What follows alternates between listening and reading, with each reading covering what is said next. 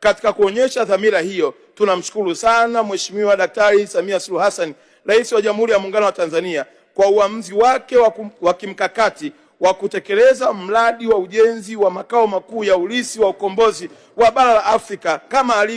ilivyoazimiwa na Umoja wa Afrika. Hatua hii inaakisi uongozi thabiti na dira ya kulinda historia ya taifa letu, huku tukiiweka katika nafasi ya kimataifa kama kitovu cha kumbukumbu za ukombozi wa bara la Afrika. Mheshimiwa Spika, katika hatua ya utekelezaji, wizara